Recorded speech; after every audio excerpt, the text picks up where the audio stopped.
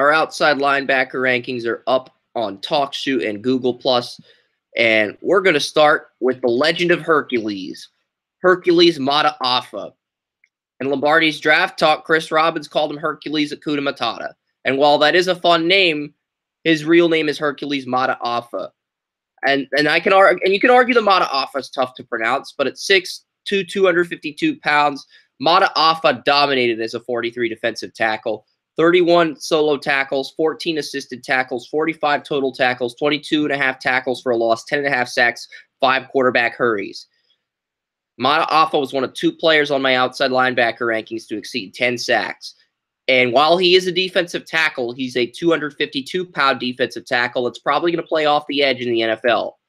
Strengths, uses rips, swim moves, can play standing up, can place his hand in the dirt, can play 0, 1, 2, 3, 4, 5, 6, 7, 8, or 9 technique. Incredible football IQ, will be used off the edge at the next level, does an outstanding job stuffing the run, wins battles against left tackles, left guards, centers, right guards, and right tackles. Got to Sam Darnold in 1.93 seconds. Very fast and very explosive.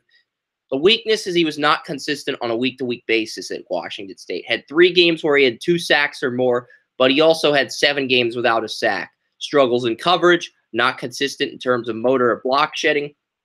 Opportunities. I see the Green Bay Packers as an opportunity. They love Pac-12 guys, and I could see them going crazy over Hercules Mata'afa. Threats. He played defensive tackle at Washington State. The only threat with him is that he may not translate to 34 outside linebacker, but at 6'3", 252 pounds, I'm willing to look past that right now. I just think Hercules brings too much to the table. There's too many good things about his tape that I like. So that's what. Hercules. That's why Hercules is number 1. Well,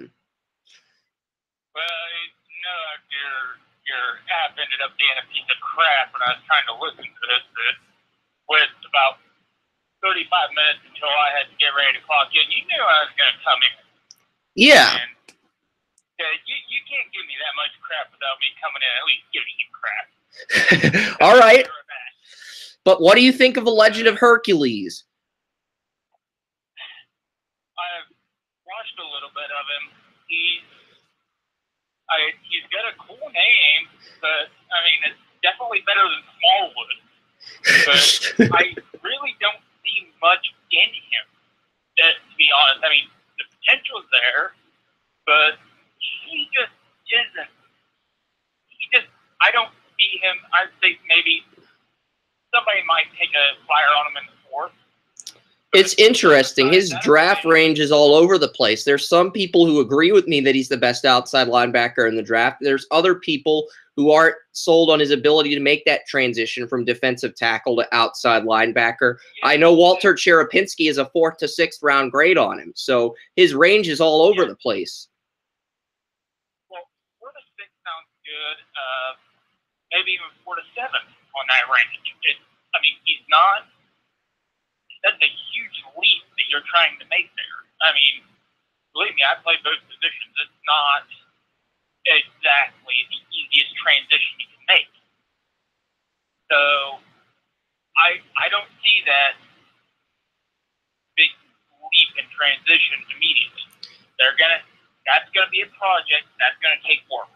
Yeah, and if Mata'afa struggles at the combine, I'll gladly move him down in my outside linebacker rankings. He's number 1 right now, but he could easily move down after the combine. Number 2, probably going to be number 1 on Joey's next mock draft. Ogbonnia Okoronkwo out of Oklahoma, 6'1", 241. This guy's played defensive end on both sides. He's got the body of an outside linebacker in the 34. I think his coverage is good enough for you to say he can play outside or middle linebacker. 17.5 tackles for a loss, 8.5 sacks, 10 quarterback hurries. I know people are going to say he had no quarterback hurries. The stat sheet says he had no quarterback hurries, but the stat sheet is wrong because I saw at least 3 to 4 quarterback hurries in that college football playoff in the Rose Bowl that we actually streamed on Facebook Live, which was pretty good until I had to charge my phone. But Ogbonnia Okoronkwo, he can rush the QB, stop the run, relentless work ethic. He refuses to give offensive tackles a fresh breath of air, does a phenomenal job with coverage, easily the best edge rusher among the outside linebackers outside of Mata'afa. He can play 7, 8, or 9 technique. He won one-on-one battles with Jamarco Jones and Isaiah Wynn, who's expected to kick inside the guard. He didn't get 10 sacks, but as far as weaknesses go, he's a pretty complete linebacker. His stat sheet only says 6 quarterback hurries, but that's a lie because the tape says at least 10 quarterback hurries, because the stat sheet didn't count any of his quarterback hurries versus Oklahoma. And we both watched the college football playoff. We both watched Ogbonnia Okoronkwo get hurries in that playoff game against Oklahoma. So the stat sheet is wrong in this situation, and they don't really do it. Stats don't really – quarterback hurries is not a good stat. It's not an accurate stat because you can't measure the hurries unless you watch the tape. So I'm going to look, and I'm just going to flat tell you, that bowl game, Akwanzu just dominated. He was the dominant player in that game. Okay, Sam Bradford showed that he is more than likely the #1 quarterback in this class. You mean Baker Mayfield? He showed that yeah, that's what I said, wasn't it? You said Sam Bradford, but it's cool. They both went to Oklahoma. It's all Oklahoma crap. I just read Sam Bradford. We're just going to blame Bob Stoops for that. Well, I just read that Sam Bradford will be activated for the Vikings game, so, it is what it is. Yeah, it is what it is. Okwanzu proved at the same token that he is probably the best rush linebacker and probably the best rush overall in this draft outside of Bradley Chubb. Yeah, I said that even though Hercules Mata'afa may be have a higher ceiling, he's a bigger project. So even though I gave Hercules a 96 grade for potential, he's also a project. Whereas Okoronkwo, even though he's got a potential of 93, he is a safer prospect and he's more likely to make that immediate impact. Well, not only a safer prospect, but if you look at it, he's already got upside to start immediately. So if you got upside to start immediately, plus you're a higher ceiling, what that's going to say, there's maybe a team that looks on in that respect as even prospects and may even see him above Bradley Chubb. So that is something to look forward to through the combine and forward, what the teams look at. Because if you get those two running neck and neck, it could be a really tight race coming up. Yeah, if Hercules dominates the combine, I expect it to be a very tight race between him and Okoronkwo. And Ogbonnia is going to be playing in the Senior Bowl, Joey, so he'll have another opportunity to boost his stock, whereas Mata'afa won't be playing in the Senior Bowl. And we'll get to another... I'm going to say now, when it comes between Okwanzu and Chubb, watch for hand placement going forward. Because right now, if those two are as close as I think they're going to end up being, hand placement and the overall footwork may be what takes it in there. So watch who can get the hands of the offensive lineman away from them best, because that may be the determination of which one goes first. Our next outside linebacker may end up moving to defensive end, Marcus Davenport out of UTSA. We interviewed his teammate Devin Davis back in the fall. Ryan and I interviewed him, and I think you were off the call that day, but Devin Davis's teammate Marcus Davenport is really generating a lot of buzz in the draft community. 6'7", 255. I didn't even find out about Davenport until after that interview with Devin Davis, and it was like, this guy's a sleeper. I'm literally kicking myself in the teeth for not asking about Davenport. But it's like Davenport can rush the QB. He can stop the run. He's got a relentless work ethic, relentless motor. He's got that same ability to not give any offensive tackles a fresh breath of air. He can rush past the left tackle or right tackle, just like Ogbonnia. He does a phenomenal job dropping back into coverage. His rip and swim moves are so good on tape, and he excels in coverage. The weakness is he needs to get more sacks, but he's got the tools of someone else to surge into the first round. I think the Colts at the top of the second rounder could be a good opportunity. I do think he's a first-round talent, but at the same time, he's a first- to second-round talent. If he dominates the Senior Bowl, he could work his way into the first round. There's a lot of people who like Davenport. Albert Breer believes he's a top 15 pick. Robbins from Lombardi's Draft Talk believes he's a first-rounder. Jonah Tolles from who's a highly respected writer at NTD Scouting and Draft Breakdown, believes he's a first-rounder. So there's no threats with Davenport at the moment. He's a pretty high-ceiling player, too. He can start. He can be great in a 43 if he adds more muscle, and he can be an elite player in a 34 scheme. And if he adds more muscle, since he's 255, he can play 43 defensive end. But I see an outside linebacker in either scheme at the moment. But I do think he's a future starter and could be a very good player with Marcus Davenport at a UTSA. Have you seen Davenport or? Yeah, it's Davenport. I'm of the belief he is too small for the defensive line right now. I think he needs to add some. He needs to add muscle. I mean, it's not even the weight; it's the muscle mass. But that being said, I like him as a second-round prospect right now. He has potential to be a first-round prospect. I want to see more explosion from him. He's got the athletic ability, but he needs to put it together. He needs to finish. He's going to be in the Senior Bowl, so that's going to be a big week for him coming up next week.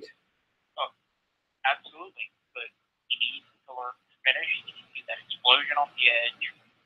And he has the athletic ability to do it. I think more right now is probably the technique he uses. He's not exploding up through.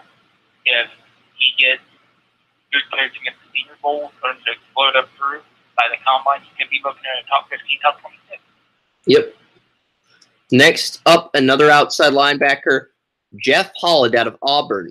6'2", 249. He lined up at left outside linebacker. He's a one-year starter, but he had 22 quarterback hurries, 13 tackles for a loss, 10 sacks. He took over for Carl Lawson, and he frustrated Drew Lock on tape. Excellent pass rusher and run stuffer, deadly speed. He can frustrate your offense when he gets past the line of scrimmage. He struggles in coverage, though. That's the thing with Jeff Holland, and he's a one-year starter.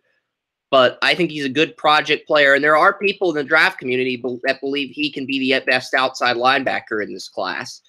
But what he did, how Auburn finished against Georgia and Central Florida really makes me want to go back, watch his tape in those games, and reevaluate where he is, where he stands tape-wise. But Holland's another guy who could be a riser in this class. He's an underclassman that declared early, but he had a very good season in his 1 year taking over for Carl Lawson. A riser, of course he's a riser, but he did have a good season. But right now, I'm looking at a second or third round grade on him. I think he's a day 2 prospect. I have a second round grade on him as well. He is not, he's not a finished project. He needs to work on his footwork, he needs to work on his hand placement. But he's a great athlete, and like I tell people, you can't argue with results. And he gets results. So, I mean, that makes him an intriguing prospect. You know, if he gets the finer points down, I mean, sky's the limit. But right now, once again, day 2, day 3, another guy that needs the finer point, pinned down. Yeah, this next player impressed me so much on tape that I actually moved them ahead of Arden Key, and that is USC outside linebacker Uchenna Nwosu. And he's a senior this year. Porter Gustin and Cameron Smith are both going back to USC, but Uchenna Nwosu, 6'2", 240 pounds. He lined up at 43 and 34 in USC's defense. He lined up at defensive end. He lined up everywhere on the defensive line, and he lined up everywhere at linebacker when they called 34 plays, because USC ran a hybrid defense, and this guy, he lined up at defensive end, defensive tackle, both sides at defensive end, both sides at outside linebacker. He lined up at middle linebacker in the 34. So when I watched Uchenna Nwosu, this is a guy, he had 11.5 tackles for a loss, 9.5 sacks, 13 deflections from pass breakups, 9 quarterback hurries.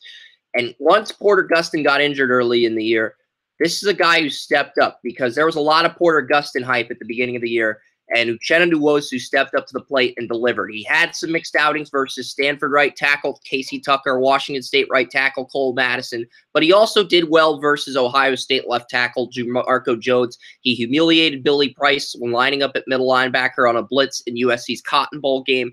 Nwosu still had an impact on this defense, even though Ohio State creamed USC.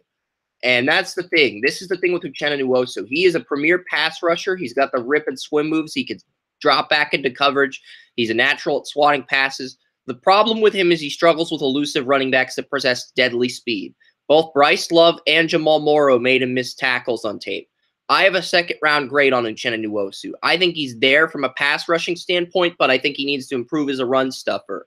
And if he can show that his run stuffing's improved in the Senior Bowl and he dominates the combine, I have no problem putting him in the first round. My only threat with him is that he sat out of the Holiday Bowl as a freshman. He also got ejected for targeting in the Rose Bowl. There's some off-the-field concerns, but I doubt it's serious since he grew up and showcased enough leadership to be one of USC's defensive captains in 2017. So while there may be some character concerns, they might be very minor concerns. And Uchenna Nwosu is a guy that really showed a lot on tape this year. The point where I moved him ahead of Arden Key. Well, at this point, he is the exact opposite. But he's super athletic. He can get the finer points down.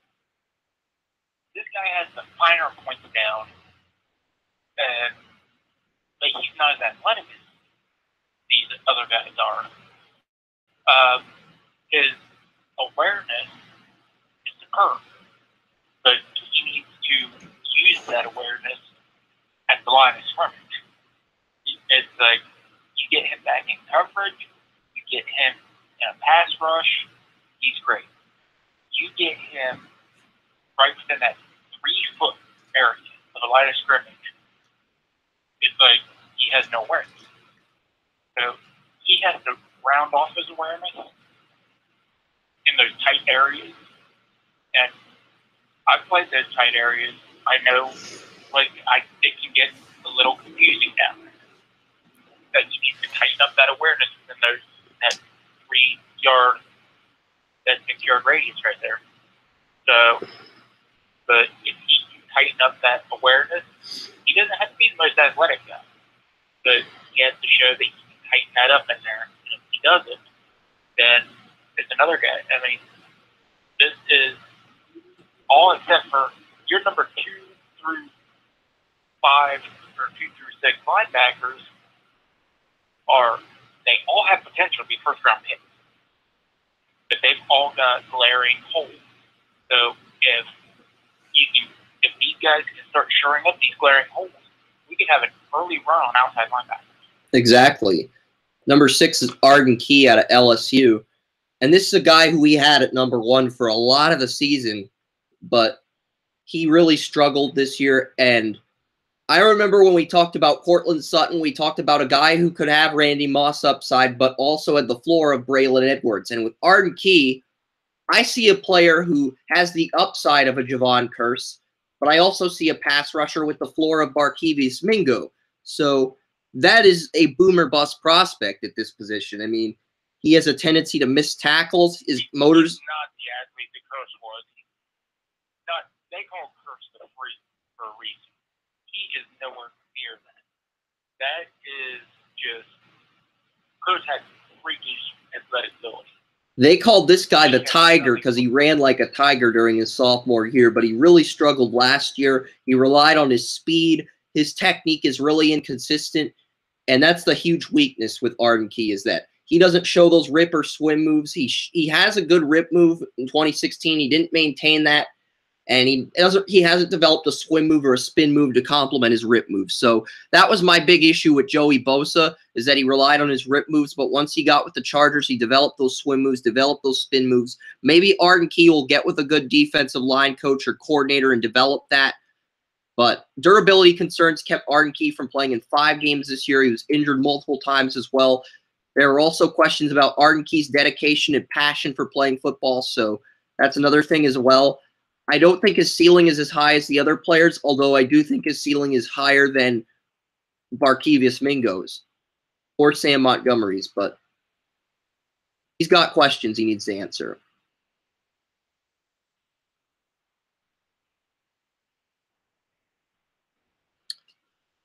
Anything you... He has more questions he needs to answer than anybody else right now in that anybody else draft as far as pass rushers go.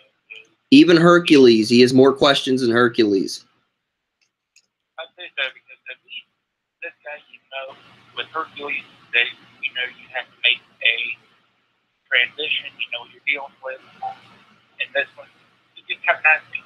That's all he is. He's an athlete right now. I would agree with that completely. Yeah. As a talent evaluator, I'm looking at what do I know, what can I do with it. Right now, he is looking more like a project because there's a lot of work to do there. Where Hercules is like, okay, he's got the rip, he's got to swim, he's got, he just has to learn how to be a linebacker rather than a defensive tackle. With you have, he's fast. But, it's like, wow.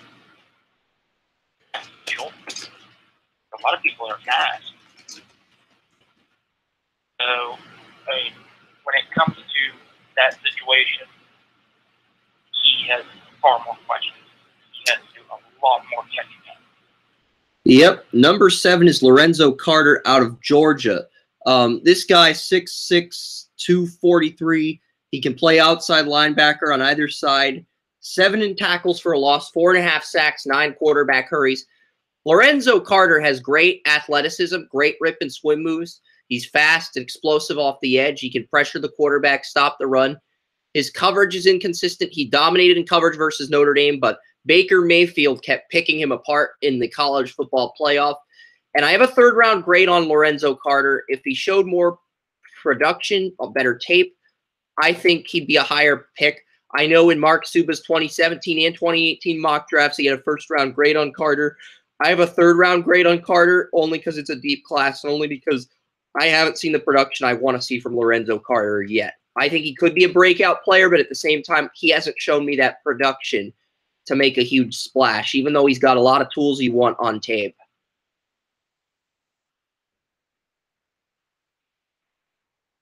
Not my top player. I mean, I'm not really a big fan of his. All right. Moving on to number 8, Mike McCray, 6'4", 242, plug-and-play linebacker. He can play any linebacker spot outside or inside in either the 43 or the 34. Probably projects a 4-3 linebacker or an inside linebacker in the 34 scheme.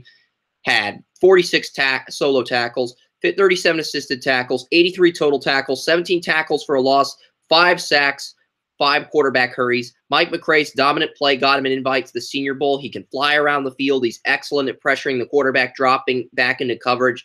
His weakness, he struggles to win blocks. He really doesn't possess a rip or swim move.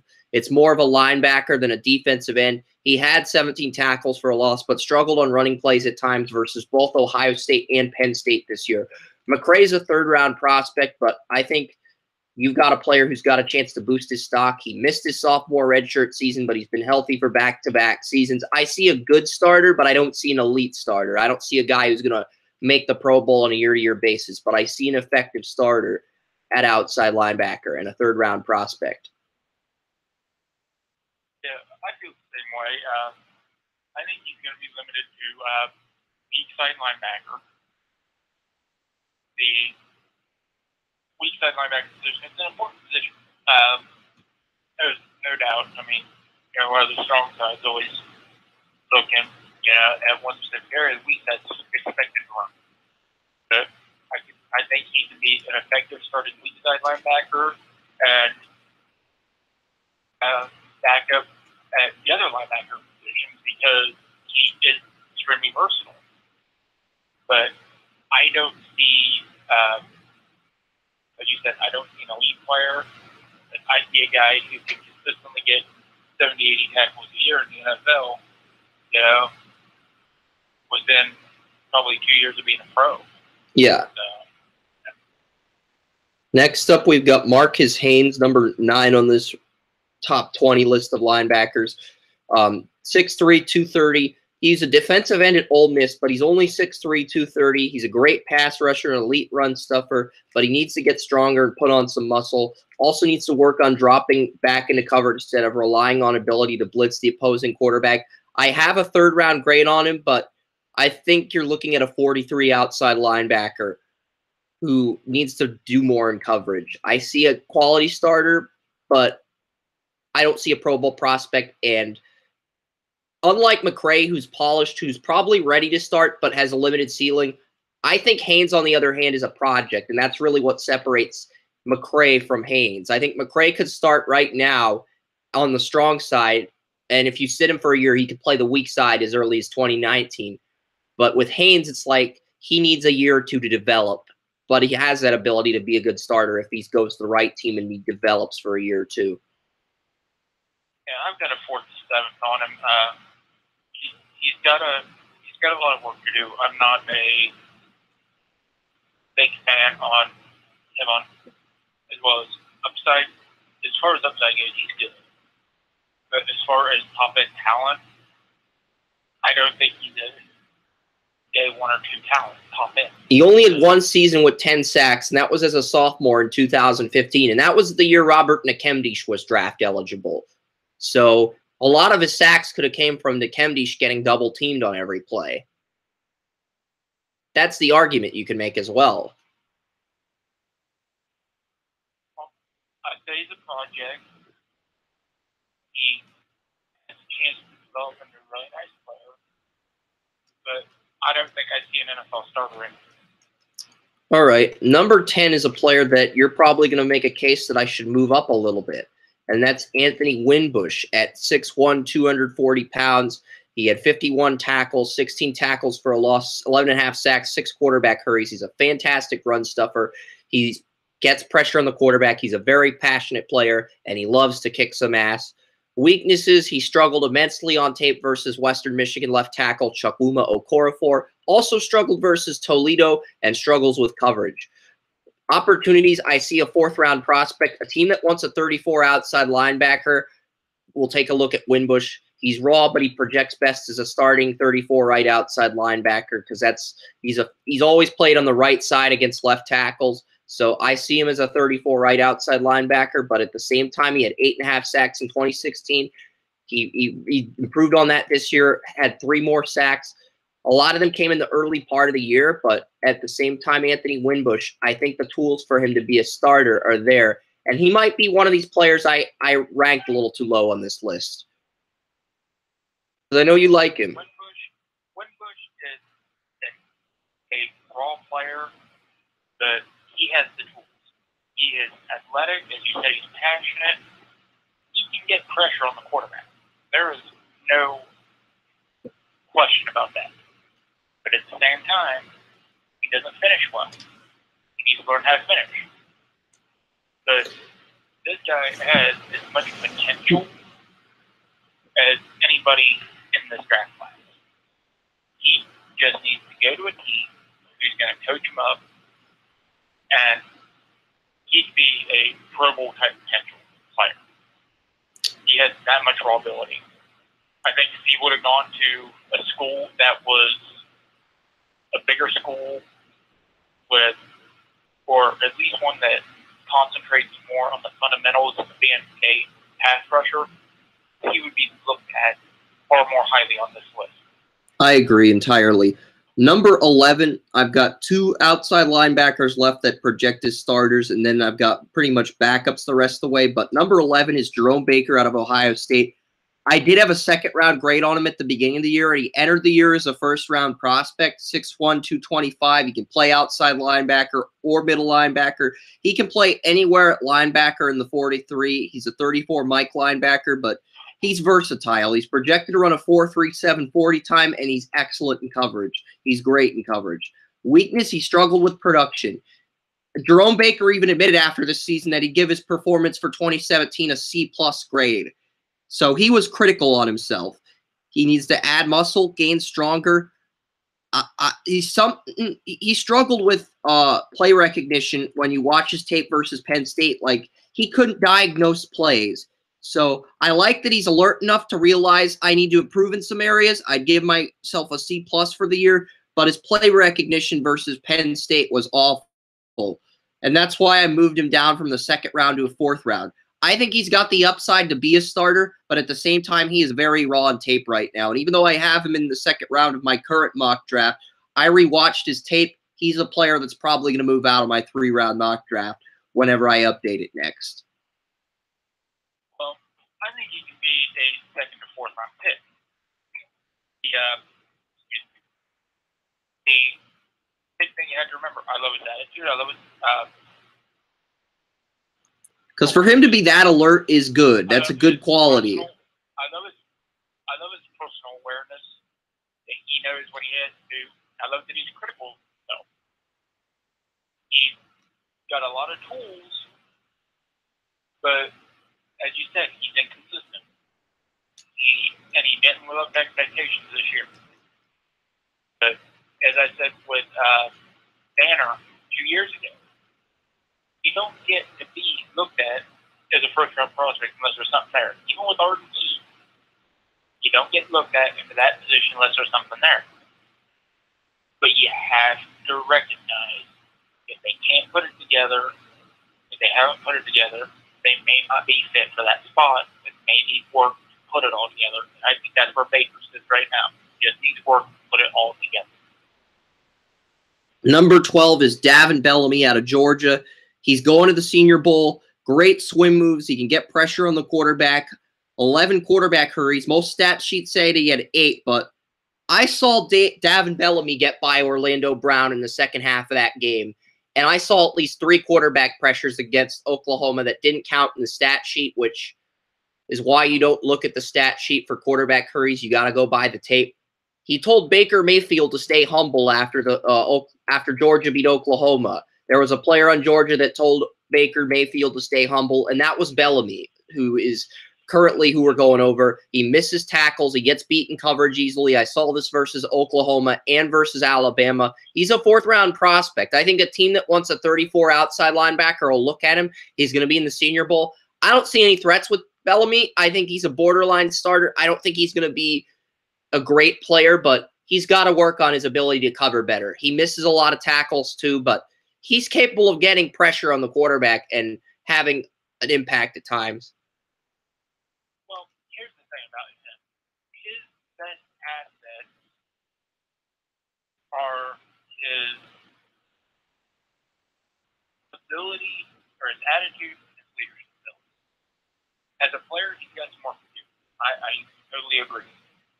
But as a guy who's going to keep your team firmly planted into the ground, keep your team, be more of a leader for your guys, you gotta love it. You gotta love his attitude. I like his athleticism. But at the same time, he's gotta get his awareness together. So he's gotta get his awareness together and he's gotta stop missing tackles. He does those 2 things, he'll be good. And we'll be able to get him in there in the 3rd round. But right now he's at 4th, 5th round prospect because, well, all these things are great. All the intangibles are there. The production on the field, it says something different. So we're going to have to watch that as the process unfolds. And he's going to be in the Senior Bowl, so he'll be a fun player to watch in Mobile. Baker Mayfield will stay humble in Mobile, and maybe he'll get a chance to pick apart. Maybe we'll get to see Baker and Bellamy go at it again in the Senior Bowl. Should be a lot of fun. All right, number 13, Garrett Dooley out of Wisconsin. 6'3", 246, 12 tackles for a loss, 7.5 sacks. I think this guy is a good pass rusher, but he really needs to do better in coverage. I'd like to see him get more sacks as well. I've got a 5th-round grade on Garrett Dooley. I think he's capable of playing outside linebacker on the other side. He actually lined up against left tackles when they had TJ Watt. So there is some things to like with Garrett Dooley. He's going to the Senior Bowl. I don't see a starter. I see a guy with a very limited ceiling, but I think he's going to be a very good backup and situational linebacker. If you run a 34 defense, you're getting a very good situational outside linebacker for depth. Yeah, he's a role player. He's a situational player. I mean, I don't see anything special with him. Number 14, Leighton Vander Esch out of Boise State. Leighton Vander Esch is a tackling machine. I mean, he had 141 tackles, 91 solo. This is probably the strongest quality he had, but he struggled in coverage. He missed too many easy tackles on tape. I know people love Leighton Vander Esch, what he did against Oregon, what he did against other teams. That's great and all. But the truth is he played BYU. I watched his tape versus BYU, and he struggled in that game. He was missing at least 5 tackles in that game, and Tanner Magnum, who's not even that good of a quarterback prospect, picked him apart in coverage. So I'm just not a fan of that one game of tape. Maybe that's just one game of tape. Maybe he kicked ass in his other games of tape. Maybe he did much better in coverage in those other games, and maybe that's why other people have a first or second on him while I have a sixth on him. Maybe that's why I'm off on this, but I just did not like what I saw in that one game of tape versus BYU, and he's someone I'm going to have to re-examine because we'll see what happens with Leighton. He's an intriguing prospect. People think he's a sleeper, so we'll see. Well, you know who else was the tackling machine that everybody was high on, myself included? A guy by the name of Scooby Wright. Had monstrous instincts. But here was the case. Here's the thing. You have to remember. Monstrous instincts don't always mean that you're going to be able to transition. Jack Miller could. Scooby Wright couldn't. The big thing you have to remember. Athleticism. I think he's more athletic than Wright. But at the same time, if you have killer instinct, great athleticism, that is a recipe for a great career. If you only have one, you're going to have work to do. Yep. I think he's a good athlete. I'm not seeing the great athlete. So I think he could have a good career, but unless he improves his athleticism, I don't see greatness on it. So he's one of those players that I could see myself as a talent evaluator taking a third-round flyer on.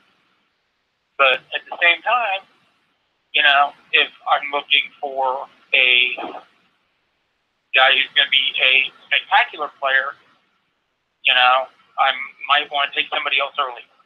But if I'm looking for a good starter for 10 years or so, he might be a guy who can fill that spot. Yeah, Jalen Ferguson's number 15 on these rankings. I'm not even sure he's going to declare yet. 6'5", 269. He weighed 255 as a breakout season. He was a sophomore redshirt player last year. But he's a guy who's raw. He's extremely inconsistent with his 2016 tape. Ferguson should go back to school, but I'm not sure if he will. Jalen Ferguson had 14.5 sacks and 16 tackles for a loss in 2016, but the production wasn't there this year. Only had like 9 tackles for a loss, 7.5 sacks. You know, guys like this that really irritate me. I know there's a lot of guys that irritate me. Anybody who's a long-time listener knows a lot of things that irritate me. But this is another one of those things that really irritates me. It's like, these guys know if they're going pro. You don't have to wait till 3 days before the deadline and say, well, maybe I might not want to. No, you know if you want to go. Okay? You know if you're going to go. You're just procrastinating. And let's face it, I'm a serial procrastinator myself. I know all about it, and I have no reason to complain about it. Normally. But don't wait, especially if you're a guy who may be taken in like the 5th round. It's like you're either going or you're not going. This is you're not a top-tier guy. Don't play it out. You're not going to get media attention. You're not going to get fanfare. Just tell us if you're going. Yep.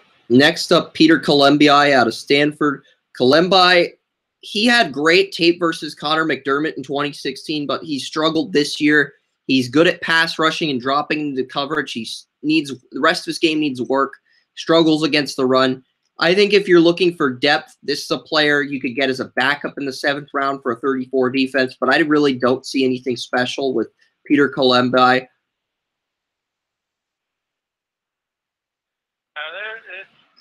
a special teamer. I mean, he could be a good special teamer, but he's a special teamer. I mean, and as we know, people make good careers out of being special teams players. So, I mean, you can't say anything bad about great special teams. We've seen how well it goes. It's just not a great position to be in the draft. Yeah. Trey Williams out of Auburn. I had a third-round grade on him at one point because I loved his versatility. But the thing is, he didn't have good production on tape.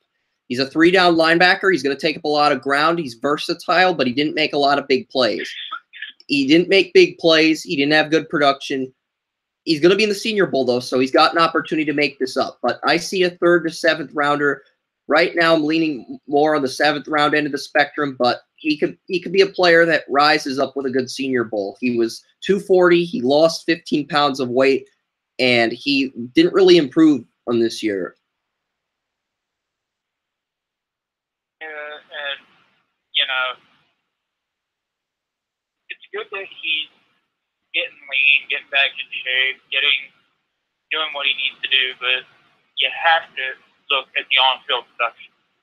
Yeah, you love the work ethic, but if it doesn't lead to improvement, then work ethic doesn't really mean a whole lot. I mean, you can't argue with results, but you have to get results, or else there's going to be a lot of arguing.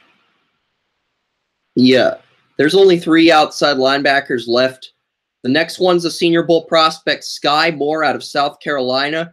He's only 218 pounds. I thought he was like 228 or 238 2 years ago when he had 100 tackles in 2015, but he's only 218 pounds now, and that's a little bit alarming because if you're an outside linebacker and you're only 218 pounds, that's really going to rub scouts the wrong way to the point where they might actually try you at safety. So he's not a very good in pass rushing and run stuffing.